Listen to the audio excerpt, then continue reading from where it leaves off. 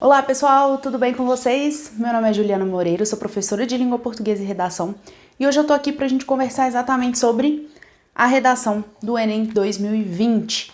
Então, se você tem interesse nesse assunto, em tudo que diz respeito à prova do Enem, corre aqui para se inscrever no canal e não se esqueça, claro, de curtir esse vídeo e compartilhar com seus amigos, tá bom? Pessoal, tivemos então finalmente aí a prova do Enem 2020. Nessa semana, nesse domingo, e o tema da nossa prova foi o estigma associado às doenças mentais na sociedade brasileira. O que vocês acharam desse tema? Deixa aqui nos comentários pra mim, se vocês gostaram, não gostaram, acharam difícil, acharam fácil, o que aconteceu. Eu só posso dizer que era um tema esperado, tá? Diferente do ano passado, que a gente teve que lidar aí com um tema completamente inesperado, que era a democratização do acesso ao cinema. Esse foi um tema muitíssimo esperado. Saúde mental foi algo muito trabalhado, especialmente nesse ano de 2020, né, que foi um ano de pandemia.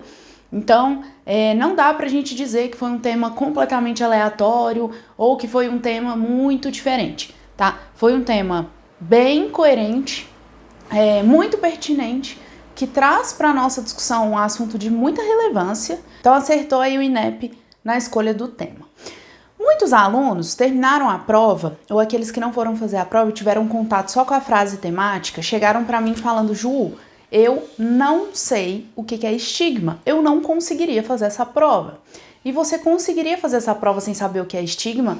Porque o texto motivador número 2, ele traz o conceito dessa palavra. Então, se você fizesse uma boa leitura do texto, você faria uma boa interpretação do que é o estigma, tá?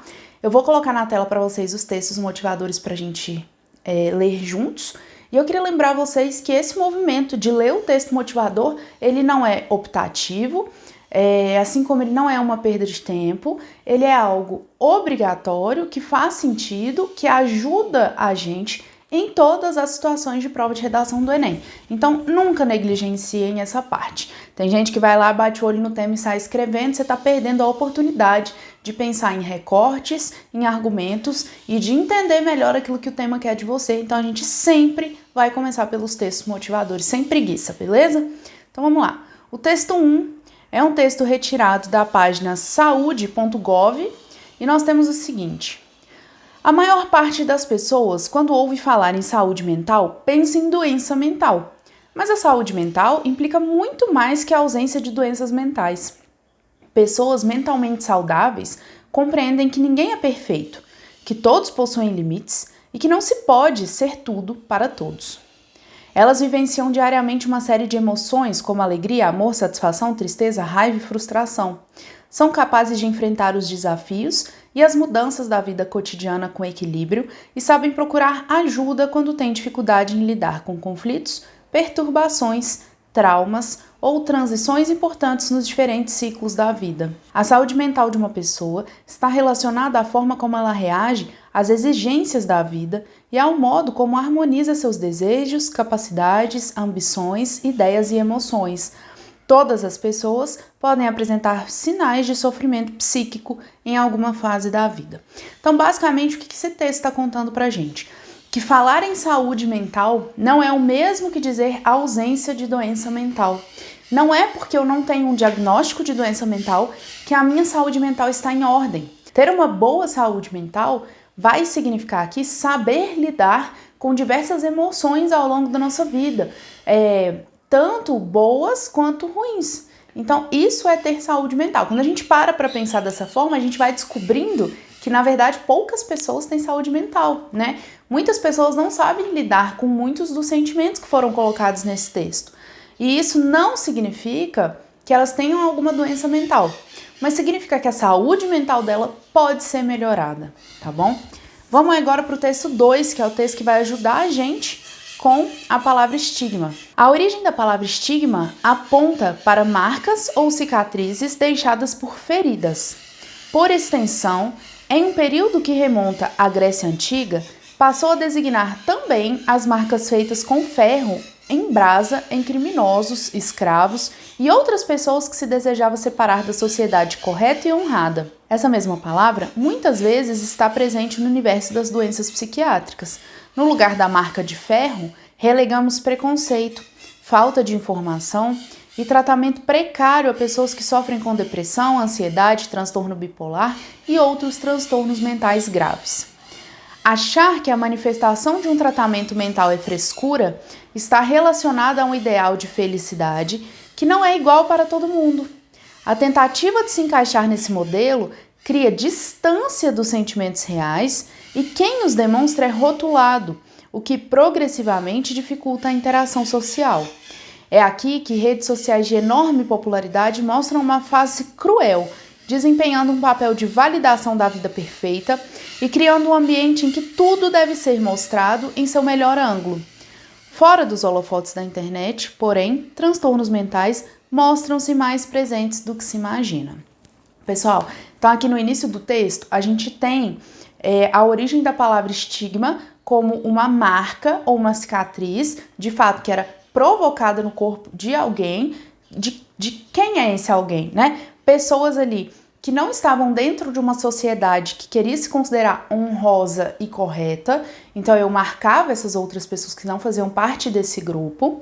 Bom, ainda que a gente não tenha mais as marcas físicas, hoje a gente tem como estigma uma forte desagregação social de um grupo específico de pessoas que a gente não gostaria que compartilhasse de uma sociedade dita correta. Então, é como se a gente pegasse todo esse grupo de pessoas que sofrem com doenças mentais e as tratasse de uma forma diferente, né? Tivesse um preconceito em relação a elas, já tivesse uma imagem formada e pré-concebida de como elas são e como elas agirão por terem essa doença mental, tratando isso de forma muito negativa. Então, marginalizando essas pessoas. Se antes a gente tinha o estigma como marca física, hoje a gente tem o estigma como essa segregação social. Então, a gente pode aproximar a palavra estigma, por exemplo, da palavra preconceito. Se a gente coloca nesse texto a seguinte frase temática: o preconceito associado às doenças mentais na sociedade brasileira, vocês fariam um bom texto. Muitas pessoas não leram esse texto, ou leram e não conseguiram mesmo assim entender o significado de estigma, e aí acabaram escrevendo uma redação sobre doenças mentais. Não era esse o tema, tá? Então, se você escrever uma redação aí dizendo as causas e consequências de uma sociedade brasileira hoje com um grande número de pessoas com doenças mentais, você tangenciou o tema, infelizmente. Não é sobre isso que é para dizer. É para falar sobre o preconceito sofrido pelas pessoas que têm doenças mentais. Então, pelo estigma, pela forma como a sociedade enxerga essas pessoas, pela forma como a sociedade marginaliza essas pessoas. Por último, pessoal, a gente tem o texto 3 aqui, que é um infográfico. Eu sempre digo para vocês que o Enem adora cobrar infográfico na prova de redação como texto motivador. E aqui a gente vai ter o seguinte: Socorro, Brasil. Saiba mais sobre o problema de saúde que afeta mais de 1 em cada 20 pessoas, mas que continuamos ignorando. 322 milhões de pessoas vivem com depressão em todo o mundo. Mais de 11,5 milhões de brasileiros têm depressão. O Brasil é o país mais depressivo da América Latina. Hoje, a depressão é a doença mais incapacitante do mundo. Depressão é a segunda causa do afastamento de trabalho no mundo. O número de mulheres afetadas pela depressão é 30% mais elevado que o de homens. $1 trilhão é o valor da perda econômica mundial gerada pelas consequências dos transtornos mentais. São dados aí da Organização Mundial da Saúde, da OMS, tá? Vejam bem, pessoal, vocês tinham muitas possibilidades dentro desse tema. O que vocês não poderiam fazer? Vocês não poderiam falar apenas sobre doenças mentais sem trabalhar o estigma, tá?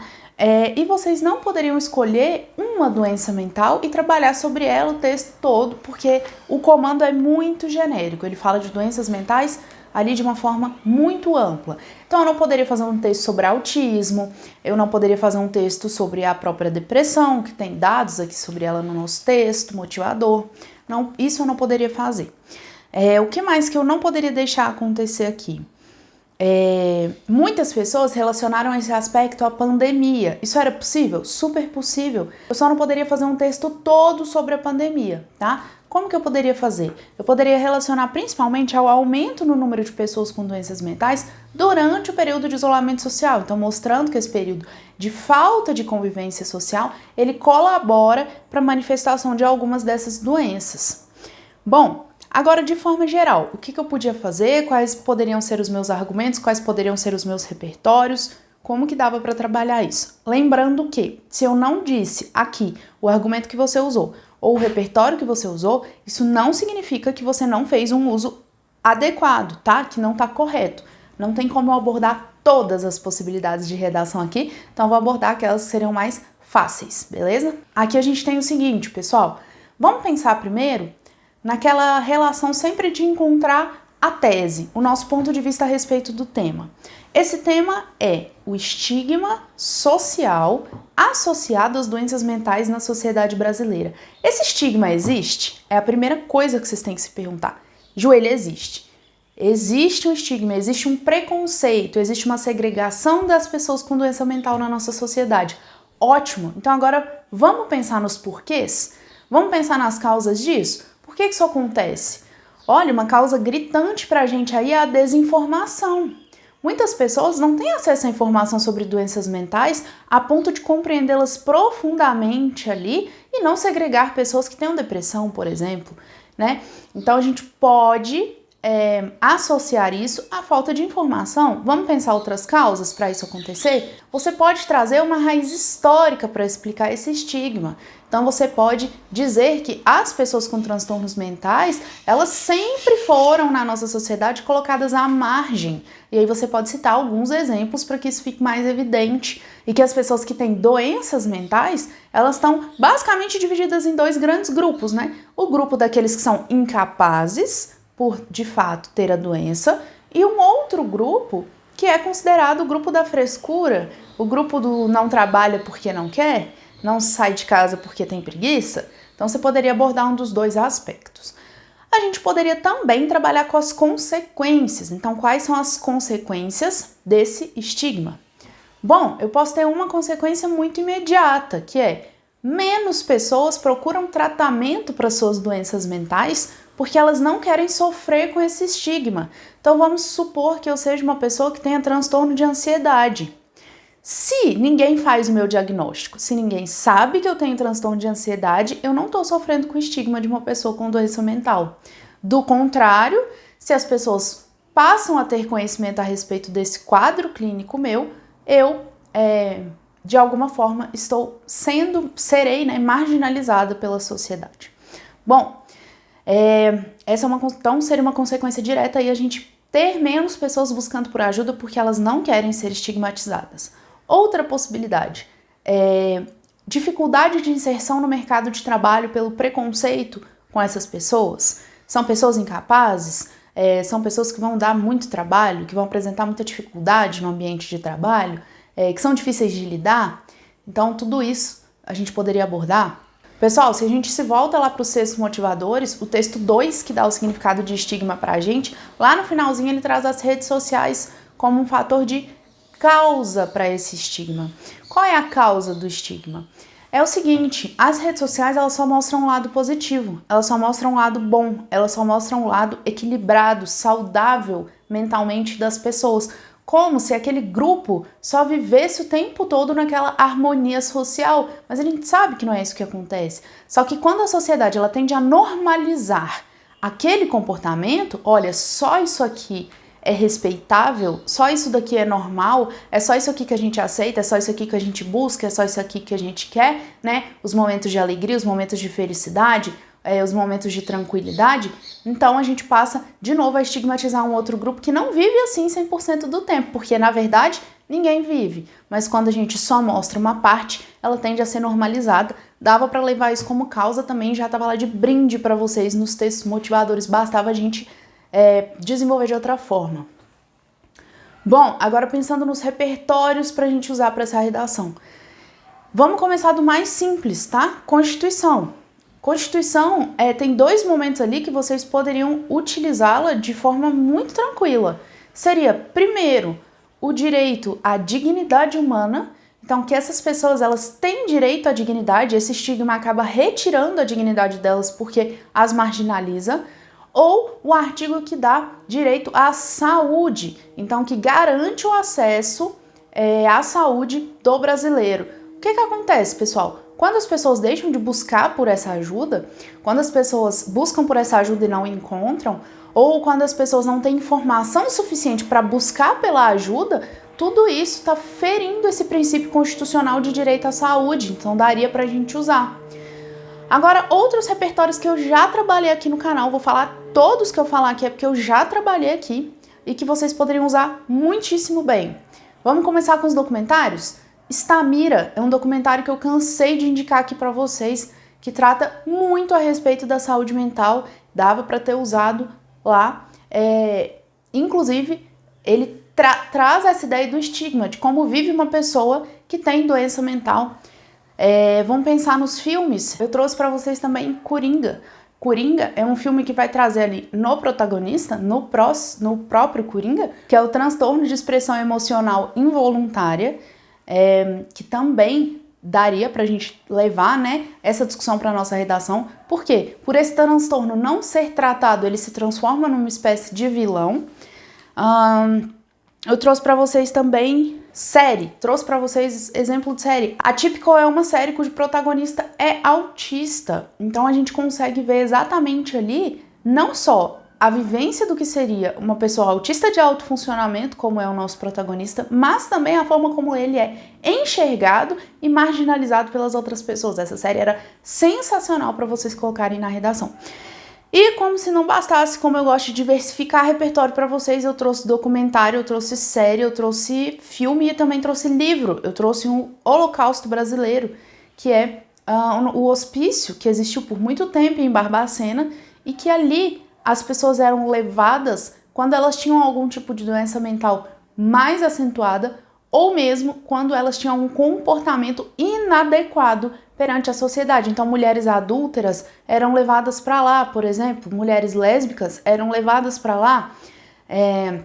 Todo aquele tipo de comportamento social que não estava em acordo com as normas, ele era, de alguma forma, resolvido quando você retirava a pessoa do convívio social. Olha como isso se aproxima do estigma contra a pessoa que tem alguma doença mental. Ela precisa ser retirada de convívio, ela não pode conviver no meio da sociedade, aquele espaço não é para ela, tá? Então a gente tinha aí muitas opções para vocês usarem nos textos de vocês. Tem gente que citou personalidades para tratar sobre esse assunto, porque algumas personalidades tornaram públicas as doenças pelas quais estavam ou estão passando. Então o Whindersson Nunes com a depressão, por exemplo, era um repertório, Ju? Era um repertório. Quando pessoas com milhões de seguidores publicizam isso, elas ajudam a quebrar esse estigma. Olha só como um cara que é super bem sucedido, um comediante, pode ter depressão. Então a gente vai rompendo com aqueles padrões esperados pela sociedade, né, de pessoas que estão sofrendo com algum transtorno mental. Bom, o que mais que vocês poderiam usar? Vocês poderiam usar como repertório algumas campanhas que já existem aqui no país e que dizem respeito à saúde mental. Então seria o Setembro Amarelo contra a depressão, o Janeiro Branco da valorização da saúde mental e o Centro de Valorização à Vida, que ele diz que 188, tá? Para pessoas que estão num momento ali a ponto de cometer um suicídio ou com pensamentos suicidas. Dava também para usar esses repertórios. Por fim, pessoal, proposta de intervenção. Como que a gente solucionaria essa questão? Importante. Não é para você solucionar as doenças mentais. Não é para você solucionar o aumento no número de doenças mentais no país. Não é o seu objetivo. Você tem que solucionar para esse tema o estigma. Então eu vou solucionar o preconceito. Eu não vou reduzir o número de pessoas com depressão. Eu vou solucionar o preconceito que essas pessoas com depressão estão sofrendo. Conseguem perceber a diferença? E aí, como que eu posso fazer isso? Vai depender muito do argumento que vocês usaram. Então, se vocês usaram ali um argumento de falta de informação, a nossa proposta de intervenção ela tem que estar casada com esse argumento. Então, como que eu resolvo falta de informação? Com conhecimento, com informação. Posso chamar o MEC para minha proposta e falar, olha, saúde mental é algo que tem que ser discutido em sala de aula. Então, essa poderia ser uma proposta. Se eu estou dizendo que está faltando acesso para essas pessoas e elas não são valorizadas pelo centro de saúde, isso ajuda no estigma, então eu tenho que chamar o Ministério da Saúde para essa conversa. Se eu estou dizendo que o mercado de trabalho não quer essas pessoas, que elas têm dificuldade de inserção nesse mercado, ou nas universidades, ou nas escolas, que elas estão sofrendo com isso, então eu preciso chamar essa equipe de escolas de trabalho e criar vagas para essas pessoas. Eu posso criar vagas específicas, eu posso criar cotas, aí fica a seu critério, tá? Mas o importante eu preciso resolver o preconceito que existe contra essas pessoas. E aí eu posso resolver a causa do preconceito e, consequentemente, resolver a consequência dele. Então, se eu tenho como causa a falta de informação, como consequência, uma menor busca dessas pessoas por ajuda, quando eu for resolver, eu vou resolver a falta de informação e vou resolver tanto o estigma quanto as pessoas que deixam de buscar ajuda pelo estigma. Então, veja bem, eu não resolvi diretamente o problema da saúde mental, mas eu intervi sobre ele quando eu trabalhei com esse estigma, ou com o rompimento desse estigma, beleza? Pessoal, então era um tema tranquilo, tá? Não era um tema que a gente pode considerar difícil, o Enem já trabalhou com temas muito mais complexos. O único momento aí que a gente poderia ter dado uma patinada nesse tema era em relação à palavra estigma, mas ela estava explicada no texto 2, então quem leu o texto motivador certamente conseguiu fazer uma boa redação, e quem seguiu a dica que eu dei aqui, e que tem pelo menos uns 10 vídeos no canal aqui falando a mesma coisa, que escreva todas as palavras do tema no seu texto. Se você fez isso, o seu texto é um texto de abordagem completa. Ele não é um texto tangente.